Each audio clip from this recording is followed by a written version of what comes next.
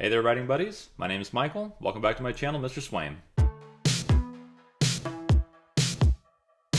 In today's video, we're going to be going over how to make emotion come out in our stories. Now, the Oxford Dictionary defines emotion as a natural instinctive state of mind deriving from one's circumstances, mood, or relationship with others. There's a few things we want to really drill down into in that definition. The first being natural and instinctive. Natural and instinctive is typically not something that's very thought out, right?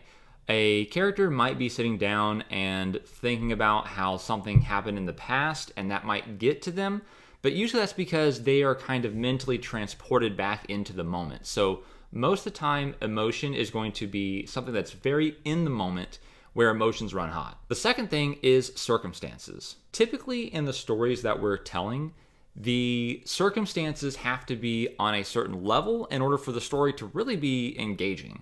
So we're dealing with things like murder, intrigue, infidelity. A whole city or even the world might be at stake. And of course, emotions are going to run very high in these situations. And the third thing is relationships. A bigger part than the circumstances themselves are going to be the relations between the characters. Oftentimes, relations will actually drive these circumstances. If you're finding this video useful, go ahead and leave a like down below. I really appreciate that, and it'll help other authors find the video as well. Tip number one is range. When we're going for emotion, we're typically going to be seeing very large emotions: joy, rage, contempt.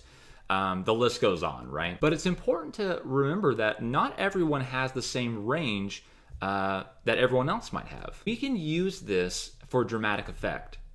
Imagine the stony-faced, heartless individual that the book has built up as just a brick wall, basically. And we have a scene where that character breaks down and cries, and maybe it's their child died, or their long lost child has been returned to them, whatever it might be. But we see that character that's just been the epitome of a robot, practically.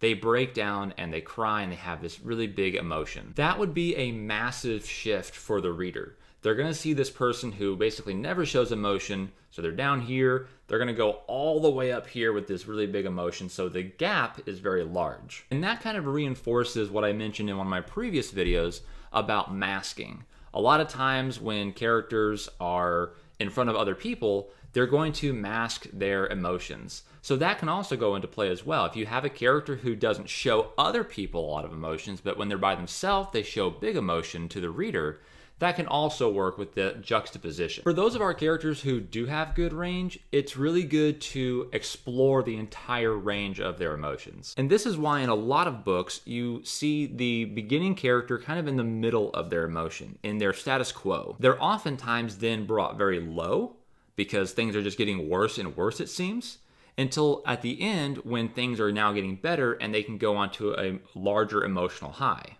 This allows the reader to kind of get a baseline norm and then have the roller coaster ride that we all love when we read. Second tip is motion.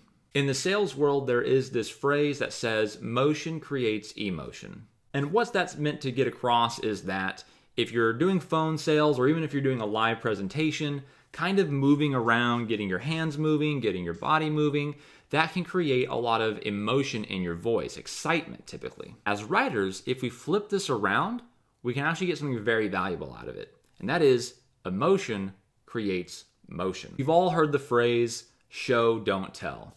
And one of the best ways to show emotion is to have some sort of physical reaction, some sort of motion that would kind of, give the hint of whatever the emotion is.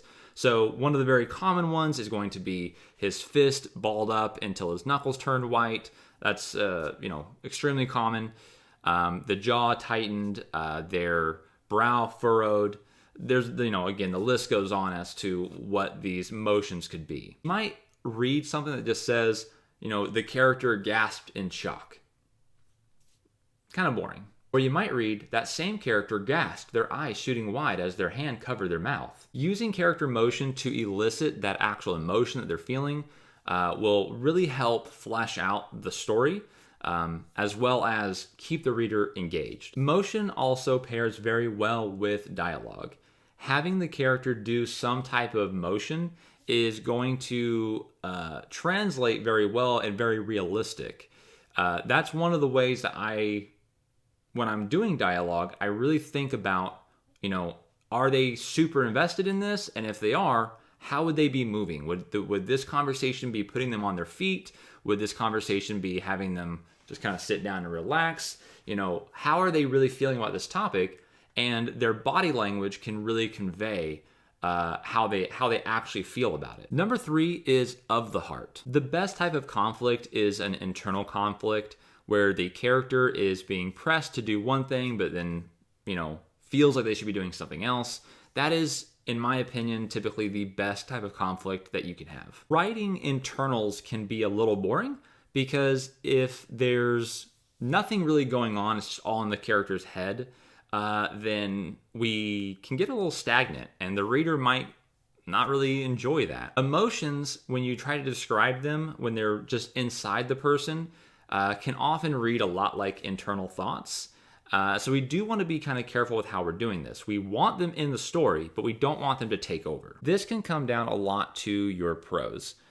When writing someone's emotions, I tend to lean a little bit more on the purpley prose side, right, where it's a little bit more flowery. But that's because I want it to come across as, it's very not literal. And a lot of my writing is very literal, where outside something literally happens. A person gets hit in the head with a baseball bat. A person climbs up a tree. These are very literal things. And so when I'm writing this, I write very literally. But when I'm in someone's heart, I'm usually writing very, very metaphorically. As an example here, a very literal translation would be, Johnny's heart hurt from the pain. He feels physical pain in his heart region, and we always consider that to be an emotional hurt. Is that accurate?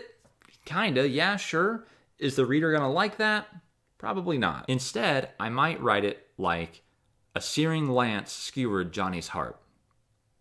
A little over the top?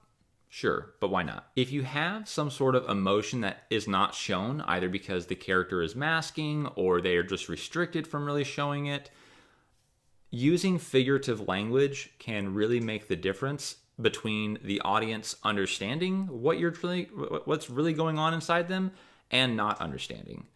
Using that figurative language can really send your piece over the top sometimes and get kind of cheesy in certain places, but if you don't abuse it, then it will work when you're doing it. If you have an emotion that the character is not able to really articulate at that moment, whether it be someone else is kind of, restraining them or, they're masking themselves, whatever the case may be, turning the emotion into a figurative action will really help keep the writing engaging. And number 4, conflict. You basically can't get out of one of my videos without me talking about conflict, right? Conflict is what's going to drive our stories, it's what's driving our character development, it's driving the entire plot. Emotional conflict is what really pulls the reader into the story. We've never fought a dragon or rode a ship to Mars or been chased by the mob. At least some of us haven't. So those conflicts are hard for us to truly imagine and relate with. Emotional conflicts are something that we've all dealt with, and it's what readers really crave. Everything else is spectacle. And spectacle can be fun and flashy, but heart-to-heart conflicts with deep-rooted emotions are where our readers really connect and engage with and fall in love with our characters and story. Remember to show your characters' emotions outside and inside with vivid descriptions to keep your readers engaged with all their senses. Let me know down in the comments below what your way of writing emotion is. If you have any tips and tricks that I didn't mention here, or if you're a reader, go ahead and let me know what your favorite emotional scene was. Until next time, happy writing, happy reading.